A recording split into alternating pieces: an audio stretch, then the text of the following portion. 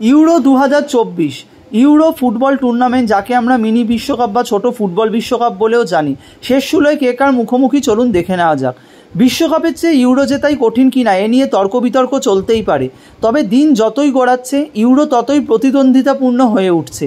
এবারের আসরটাই যার জলজ্যান্ত উদাহরণ। তো দেখা যাক এবার ইউরো 2024 কার মাথায়, কোন দেশের মাথায় মুকুট এনে দেয় বিশ্বকাপের চেয়ে। আচ্ছা, তো চলুন, এইবারের খেলা হচ্ছে জার্মানি দেশে। জার্মানি দেশ আয়োজিত ইউরো 2024। 2020 ইউরোতেও গ্রুপ পর্বে 3টি দল সবকটি ম্যাচ জিতে উঠেছিল নকআউট পর্বে, তবে এবার এই দলের সংখ্যা মাত্র 1। 24 দলের ইউরোপীয় শ্রেষ্ঠত্ব দেশের লড়াইয়ে এবার স্পেন ছাড়া কেউই সবকটি ম্যাচ জিতে নকআউটে পা রাখতে পারেননি, যা পুরোপুরি চমকপ্রদ খবর। অর্থাৎ এবারের টুর্নামেন্ট যে কত জমজমাট হচ্ছে তা বলা বাহুল্য।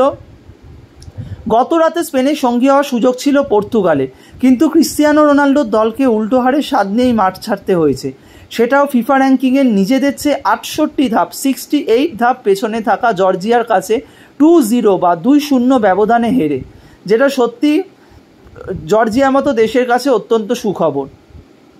আচ্ছা, এই হচ্ছে জর্জিয়া দেশের সুখবর, তাদের জিতে যাওয়ার উত্থাপন। কাল পর্তুগালকে হারিয়ে ইতিহাসও গড়েছে জর্জিয়া দেশ। মাত্র 69,700 বর্গ কিলোমিটার আর 37 লাখ জনসংখ্যার দেশটি ইউরোর আবির্ভাবেই চমক দেখিয়ে পৌঁছে গেছে ইউরোর শেষ 16 দেশের মধ্যে একটিতে। তো শেষ 16 নকআউট পর্ব জর্জিয়ার মতো দেশ খেলবে তা কেউ আশা আপাতত করতে পারেননি। পর্তুগাল ও জর্জিয়া ম্যাচের মধ্য দিয়ে ইউরোর এই গ্রুপ পর্ব শেষ হয়েছে। 6টি গ্রুপে চ্যাম্পিয়ন ও রানার্স আপ মিলিয়ে 12টি, প্রতিটি গ্রুপ থেকে তৃতীয় হওয়া 6টি দলের মধ্যে শীর্ষ 4, এই 16টি দল নিয়ে শেষ 16 লড়াই হবে, তা সবাই আশা করি আপনারা জানেন। চলুন দেখে নেওয়া যাক পরবর্তী রাউন্ডে কার কত। আচ্ছা, কোন কোন দেশ এবার হারছে জিতছে সেটা আগে এক নজরে দেখে নেওয়া যাক। গ্রুপ পর্ব থেকে ছিটকে পড়া 8টি দল হলো যথাক্রমে Hungary, Scotland, Croatia, Albania, Serbia, Poland, Ukraine ও চেক প্রজাতন্ত্র, যাকে আমরা চেক রিপাবলিক বলে জানি। এই চেক রিপাবলিকেরই প্যাট্রিক শিক্স গত বছর গোল্ডেন বুটের দাবিদার ছিলেন ক্রিস্টিয়ানো রোনাল্ডোর সঙ্গেও। যাই হোক, এরপরে চলে আসা যাক বাদ পড়া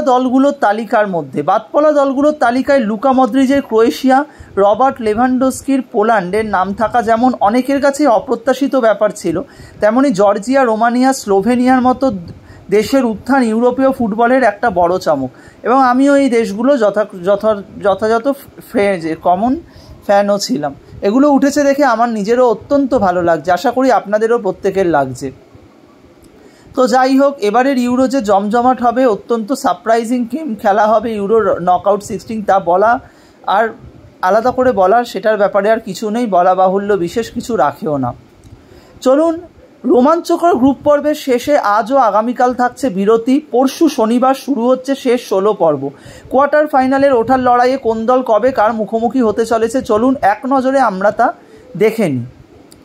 আচ্ছা, এইবারে চলুন, সুইজারল্যান্ডের সঙ্গে ইটালি জুন 29 সন্ধ্যে 6টার সময় হবে। এটা হবে অলিম্পিক স্টেডিয়াম ইন বার্লিনে। জার্মানি ডেনমার্কেরও 29 জুন রাত 9টায় হবে বিভিভি স্টেডিয়ামে ডটমুন্ডে রাত 9টার সময়।